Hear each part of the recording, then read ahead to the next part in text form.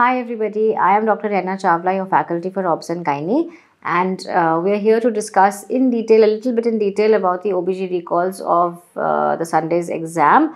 And although we had a mega recall session on Sunday immediately after, this is a little bit more in depth and more detail. We'll discuss a few of the controversial things that have cropped up. Okay, so just a quick overview. Remember, if you look at the exam, there were 20 questions which were completely from Obs and Gynae, and all were high yield areas. By high yield areas, I basically mean there have been these are areas which have been asked previously. The question may not be a direct repeat, but we know HPV vaccine, we know, is an important part. It may not come as a direct repeat, but they made a clinical question. Okay, so no new topic was asked. If you see the entire thing, no new topic was asked. It was just what we already know, the areas which come, they were from there. So let's just quickly discuss. Okay. So this was a direct repeat. This was actually from NEET PG 2021, and actually the same scenario came again. What was it? Primary with delayed periods and bleeding, and I think mild pain was there. UPT was positive. On ultrasound, a 2.5 into 3 centimeter tubal ectopic with no cardiac activity. Beta HCG was given as 2800. Also, the patient was hemodynamically stable was given, right? What is the best management option? Now, ectopic pregnancy is a very, very important part of the exam. Okay, not only ectopic, all obstetric emergencies. Those who have seen my revision classes, I've kept saying obstetric emergencies has to come. Ectopic is one of them. It is a favorite area being asked in the exam. Okay, now when we have an unruptured, and this is an unruptured ectopic because she was clinically stable. Okay, whenever we have an unruptured ectopic, so whenever we have a ruptured ectopic, if it is ruptured, then there are no doubts to it. You have to do a surgical management, that is, do a salpingectomy. But if it's an unruptured ectopic, then we have the choice of either of the three. What three? Either doing an expectant management, either giving medical management, or either doing a surgical management. Now, what does expectant management mean? Expectant means you're not doing anything. You're just doing a weekly beta HCG and waiting for the ectopic to resolve, because the most common outcome of an ectopic is not a rupture. It is resolution, spontaneous resolution. So, if the beta HCG levels are low, if the patient is completely fine, you can allow her to be on expectant management. Medical means giving injection methotrexate, and remember, it's always a single dose methotrexate. Multi-dose is rarely given. Okay, single dose is what is preferred. Okay, in the dose of 15 milligram per meter square is what is preferred, and surgical management, of course, is either a salpingotomy or a salpingectomy. Now, how do we decide which one to give? Okay, let's just quickly do this, because this comes time and again. This question comes: expectant, medical, and surgical. Okay, when will you give expectant management? Remember, expectant management is when there are no symptoms. She is completely fine, nothing is wrong, no pain, nothing. Okay, secondly, her beta HCG values are very, very low, less than 1000. Okay, thirdly, the sac size is less than 3.5 centimeters, and there is no or absent cardiac activity. And of course, she is hemodynamically stable. If all of these are fulfilled, okay, all of them, then will you allow her for expectant, which is just a weekly beta HCG monitoring. What about medical management? Medical management can be attempted if she has no or mild symptoms. Okay, if the beta HCG value is less than 5000, if the sac size is less than 3.5 centimeter and no cardiac activity again, and she is hemodynamically stable. So if all of these, remember, all have to be present for you to allow her to have medical management. And what do we do here? We give injection methotrexate, single dose, 50 milligram per meter square, right? What about surgical management? Surgical management, remember, she is done if she has significant pain.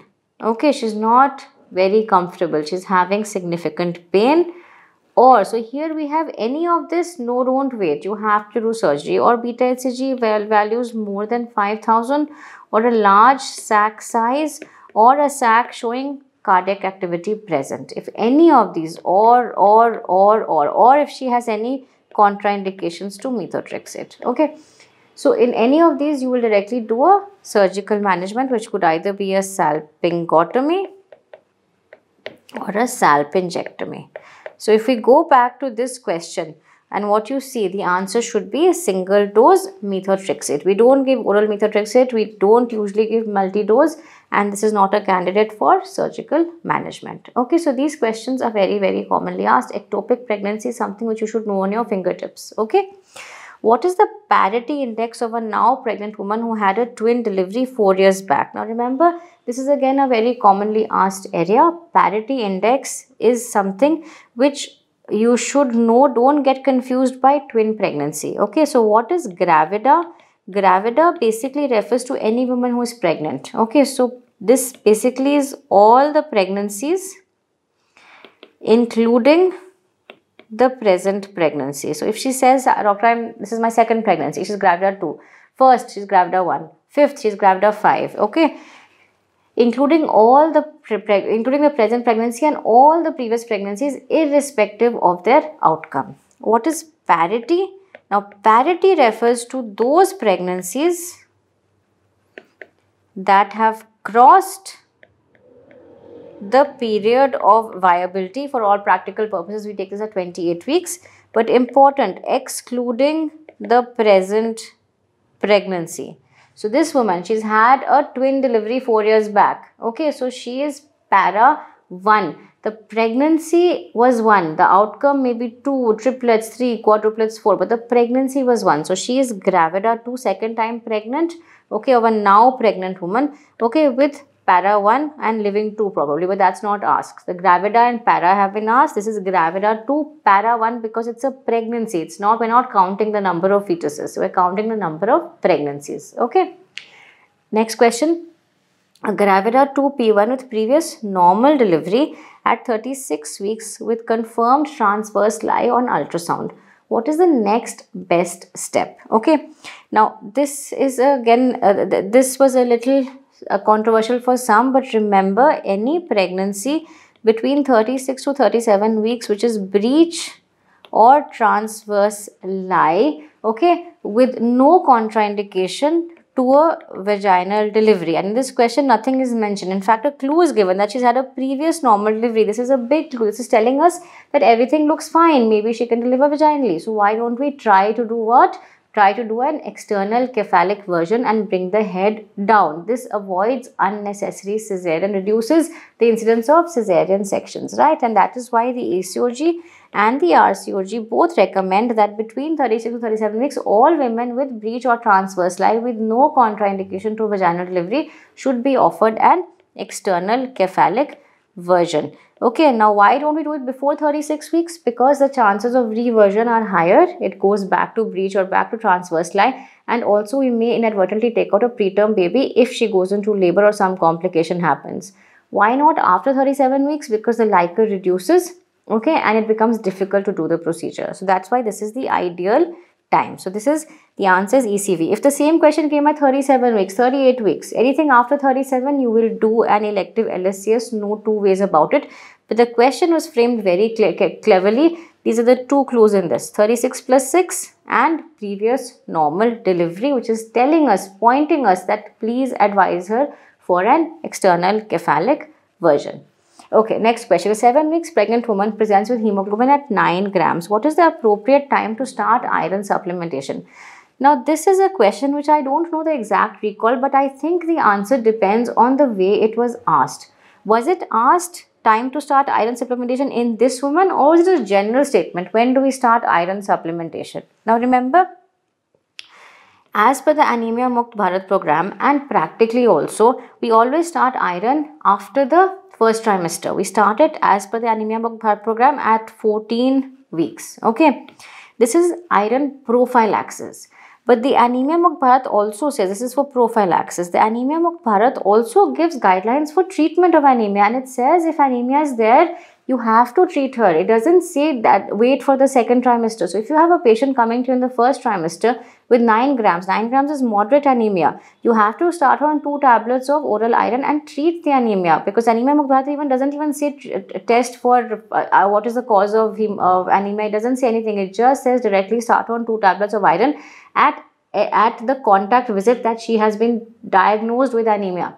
So it doesn't specify the gestational age. And also remember, the WHO, the RCOG all say that oral iron can be given in the first trimester. In fact, WHO recommends iron to be started in the first trimester itself, especially in areas which are endemic for anemia.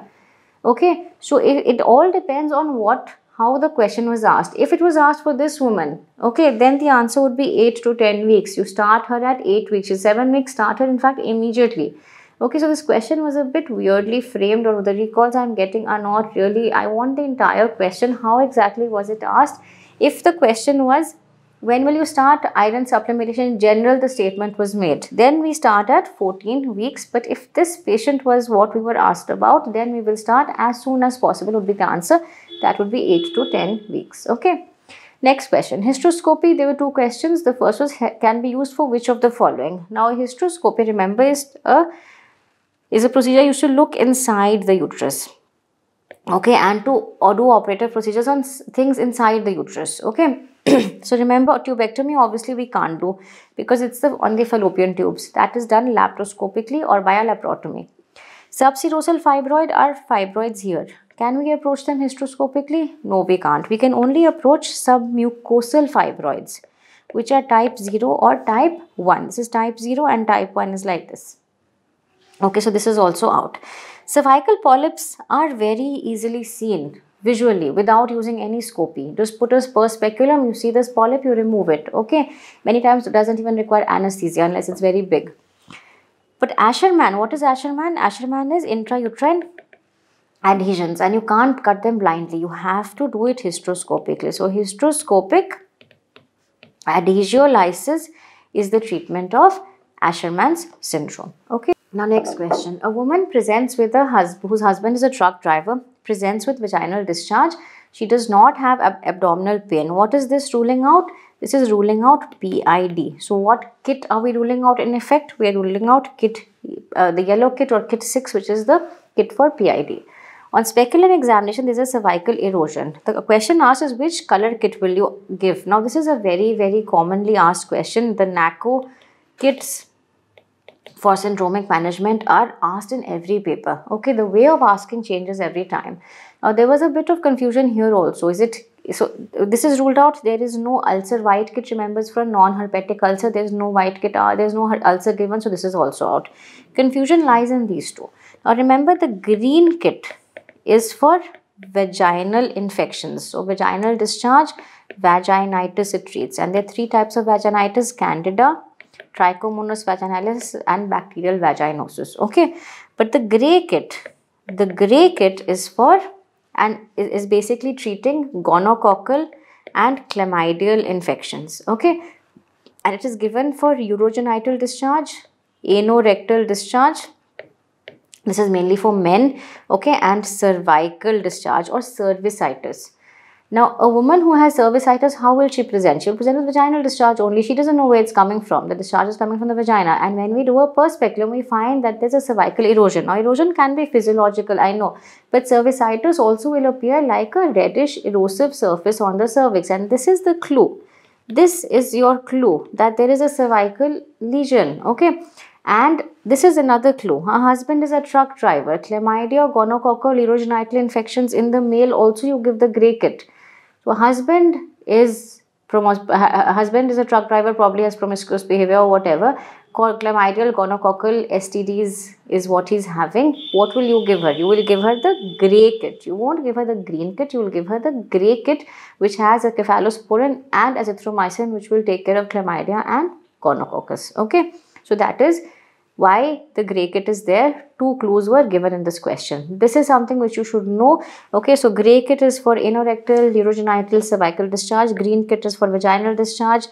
The white and the blue is for non-herpetic ulcers. Red is for herpetic ulcer, acyclovir. Yellow is for PID. Black is for inguinal bubo. Kit 1, 2, 3, 4, 5, 6, 7 should be on your fingertips. Okay, I know it's difficult to remember, but we made easy mnemonics for this.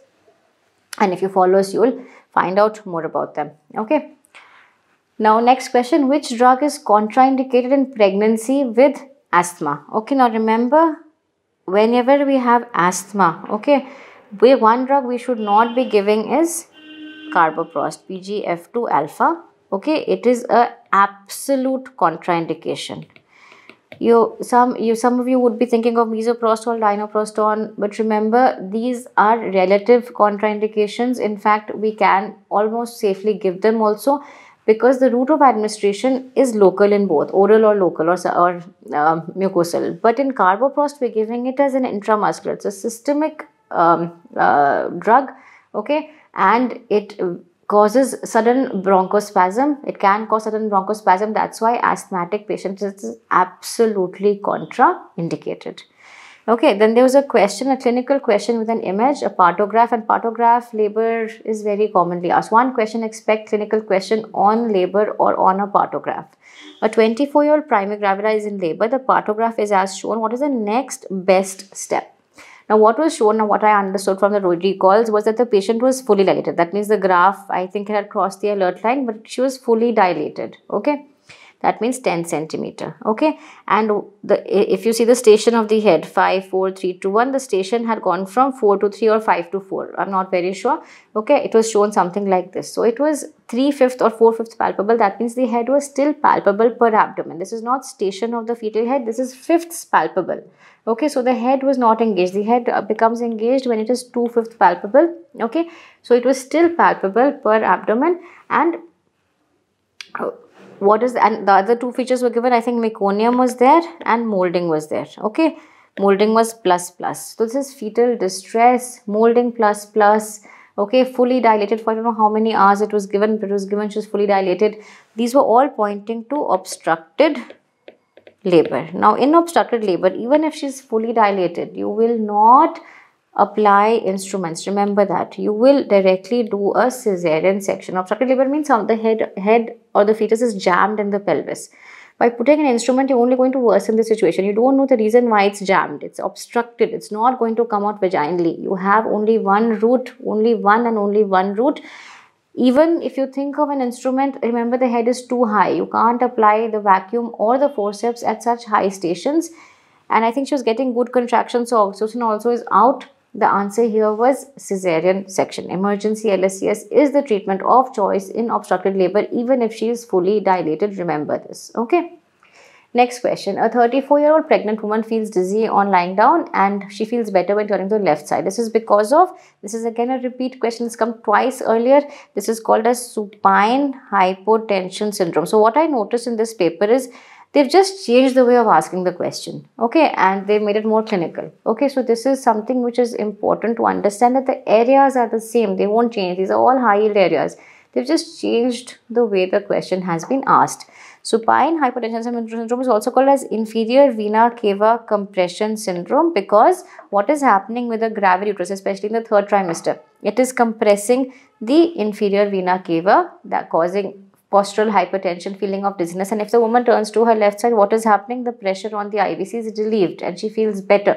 That is why also when we're giving anesthesia for a cesarean section, spinal anesthesia, this will again cause hypotension. Okay, and that is why we always put a wedge under the right hip, okay, to elevate the that side and relieve the pressure on the IVC so that hypotension is not aggravated. Okay, so this is supine hypotension syndrome or IVC compression syndrome.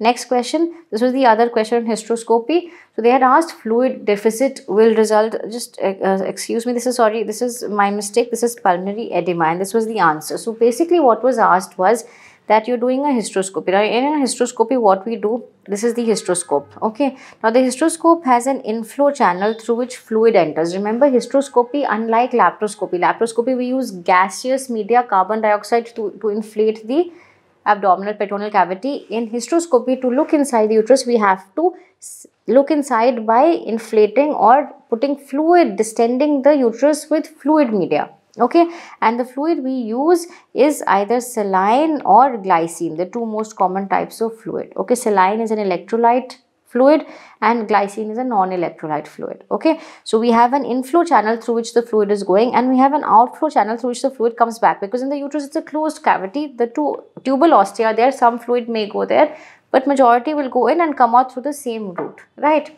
but some fluid gets absorbed inside. Okay, and that can lead to water, if excessive fluid goes, water intoxication syndrome, electrolyte imbalance, and in severe cases pulmonary edema and congestive heart failure. Okay, so that's why it's important to see the fluid deficit. That means we always keep a watch when doing a hysteroscopy. We always see kitna fluid ja raha hai andar. Okay, we have this big 3-liter saline bottles which we put. Okay, and we always see kitna fluid वापस आ रहा, because that is also measured. Okay, and the nurse keeps a track of how much fluid is coming out, and we also keep a track. Okay, so suppose 1 liter goes inside and 500 ml comes out. So now I know the fluid deficit is 500 ml. I have some, that means that has gone inside the body. Where else will it go? Right? Okay. So remember, if you're using normal saline, which is a relatively better solution when it comes to talking about water intoxication syndrome, we can allow 2.2 to 2.5 liters of fluid deficit is allowable, okay, in low risk women. But in elderly comorbid patients, 750 ml is when we have alarm bells ringing ki now we need to stop the procedure. If we're using glycine, okay, 1 liter for low risk and 750 ml for high risk elderly women is when our alarm bells start ringing that we need to stop the procedure. Okay, so this is about fluid deficit, very important concept in hysteroscopy. Small video to just show you how the hysteroscope looks like and the fluid channels I was talking to you about. So this was a patient we were doing a hysteroscopy for. Okay, and I had asked the nurse to just quickly assemble the hysteroscopy and show it to us. Okay, so that's the hysteroscope, okay, which she has, and I've just asked her to disconnect it and show it to us again. I quickly put together this video. So this is the scope which she's introducing into the sheath. The sheath has an inflow and an outflow, which I will just talk to you about. Okay, and she's going to attach the camera head. That's the camera head through which we see on the monitor. Okay, and then she's going to attach the light source. Okay, that's the light source which helps see better inside. It won't be dark. Okay, and then she's going to connect the fluid, the inflow. Okay, that's the inflow being connected. Okay, that's the inflow through which the fluid will come, and if you see on the opposite of the inflow is the outflow. Okay, so this is how the hysteroscopy assembly looks like. Everything is in one single assembly unit. Okay, now next question, again a repeat question. This was an image based question. There was a woman with multiple sexual partners with pain or the painful vulvar swelling with pain and fever. Okay, and this was typically in the lower 1/3 of the labia. What is this? This is a Bartholin abscess. Okay, very commonly asked question, repeatedly asked. Vulval swellings, very limited swellings you have, lower 1/3, typical this presentation, painful, fever, okay, tenderness. What will you do? You will do an incision and drainage, okay, and you can also do a marsupialization. What is a marsupialization? Is that this is the cyst, you incise the cyst, drain the pus out. You have two flaps now, suture this side to this vaginal mucosa, this side to this vaginal mucosa, and that leaves an empty, keeps draining out whatever's inside. Okay, that's called marsupialization. Next question, a 15-year-old girl with primary amenorrhea with cyclical pain. So we had two questions on primary amenorrhea. Let's understand them better.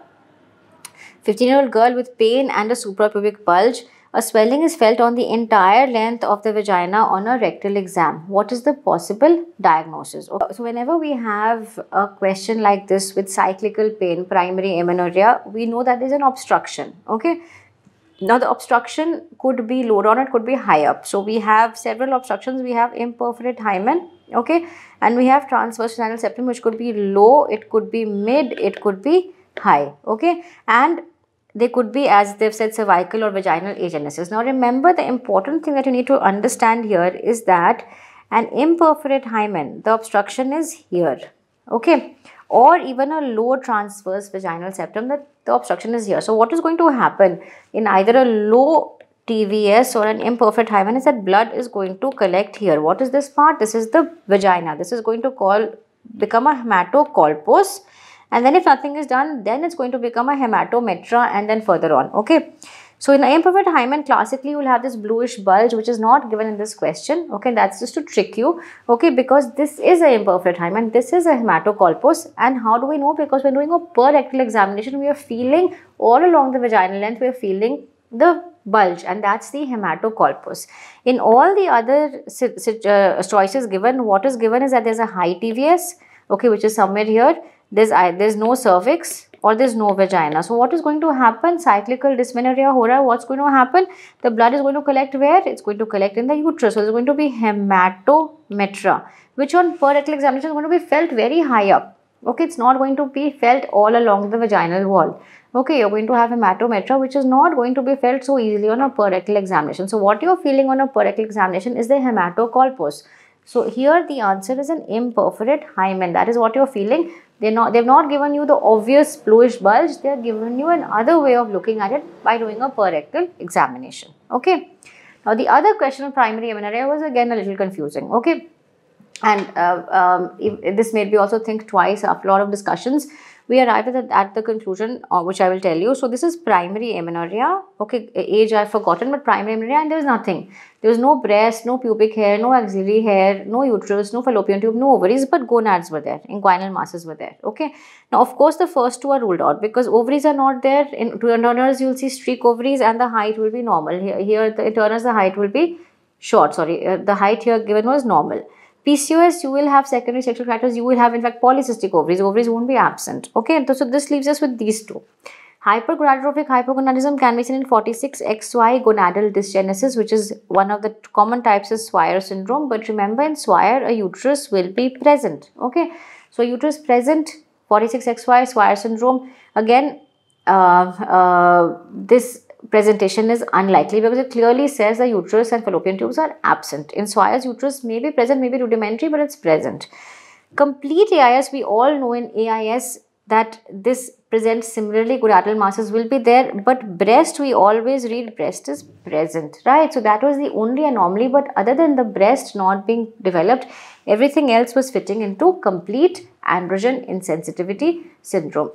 So the more likely answer here is complete AIS because there's no pubic hair, there's no axillary hair. Swyer will have pubic and axillary hair. Okay, so breast, this might have been a typing mistake or it was there to confuse you, but this fits into the picture more compared to Swyer. It fits more into complete androgen insensitivity syndrome. So we will stick to AIS. Okay. Now the next question was pretty much straightforward. We have a clinical scenario, the clinical diagnosis. So you have 28 weeks abdomen, pregnancy with respiratory distress, uterus is very big, 41 centimeters is the symphysiofundal height, fetal parts not easily felt, fetal heart not easily heard. So whenever the uterine height is more than the period G, these are all the things you will think of. Okay, fibroid, multiple pregnancy, twins, triplets, macrosomia, polyhydramnios. But remember, these are the clues. Fetal parts not easily felt and fetal heart not easily heard. This points to gross polyhydramnios. Okay. So this was the answer. I don't think there were any doubts about this. This was an image-based question. Okay, 23-year-old woman is undergoing IVF. She has received HMG, which is basically FSH plus LH, that is gonadotropins, and she complains of heaviness and bloating. So what happens in IVF? We do what is called as controlled ovarian hyperstimulation, where we give gonadotropins, to cause ovarian stimulation. And sometimes in young women with low BMI, with PCOS, with high AMH, this leads to ovarian hyperstimulation syndrome, where the ovaries become hyperstimulated, and VEGF is what is implicated. Also HCG is also implicated behind the etiology of OHSS. I won't go into too much details, but remember that OHSS is an important area again, which is very commonly asked. The next question is, a 53-year-old para 3 presents with foul smelling bloody discharge. On examination, a cervical lesion is seen, which is extending beyond the parametrium until the pelvic wall. The best management is what? So here the best management will be chemoradiation. Why? This is stage 3B. Clinically, staging is done of CA cervix. Clinically, this is stage 3B. Anything above 2A becomes chemoradiation. Remember this. There is no role of surgery beyond this stage. 3B, directly chemoradiation. Okay. Now, next question was similarly on HPV. Now, as I said, HPV vaccine is an expected area. It came not in the usual way, but in an unusual way. Okay, so this is a very common scenario we see in our clinical practice, and I have seen this a few years back. A mother came to me, she was diagnosed CA cervix, underwent a Wertheim's, diagnosed early in fact, so underwent a Wertheim's, and she had a 9-year-old girl and an 11-year-old girl, and she was very concerned, and she said what can be done. She didn't know about the HPV vaccine. We counseled her. She was very happy. So these are things we see in our clinical scenario. Okay, 14-year-old girl is brought to the OPD. Her mother died of cancer cervix. What should be done? Remember, not genetic, so there's no point. HPV as the cause of CA cervix was found to be the cause way back, and in 2008 the Nobel Prize for Medicine was also given to a person, Harold Zurhausen, who said that HPV causes CA cervix. Since then, so much has happened. HPV vaccine is something which is the talk of the town. Okay, so HPV vaccine is the correct answer here. Why won't you do HPV testing? Because she's most likely not sexually active, and even if you do HPV testing, which we usually start after the age of 25 years, okay, or once a woman is sexually active, still irrespective, you still have to give her the HPV vaccine between the age of 9 to 26 years is what is recommended. Expect a question HPV vaccine every paper. Okay. Next question. A 22-year-old female who is married for 6 months is brought to the OPD by her mother-in-law. Very common scenario, as she is anxious to conceive. Her BMI is normal and she has normal menstrual cycles. What is the next best step? Okay, now remember, whenever you are evaluating a couple for infertility, we give them at least 1 year. We don't rush unless she is more than 30 or she has irregular cycles. That is when we can start evaluating early. So all we have to do for this woman is reassure her and explain to her the fertile period. Okay, no need for this or this or this. Simple reassurance is all that is required. If she doesn't conceive in another 6 months, then we see her. Okay, so this is again a trick question, very common scenario in our clinical practice also. Okay. Now, 2 questions came on perinatal infections. Again, very commonly asked. Last year they asked Kasowitz law. Before that they asked herpes simplex. So it's varicella they've asked. In the last 3 years in NEET PG itself, three infections have come. And this time they've covered 2 more, rubella and CMV. Okay, so again a very commonly asked question, not very common in clinical practice, but very commonly asked in the exam. A woman delivers preterm at 31 weeks. The fetus is found to have bilateral cataract and congenital heart disease. So this is 2 of what triad?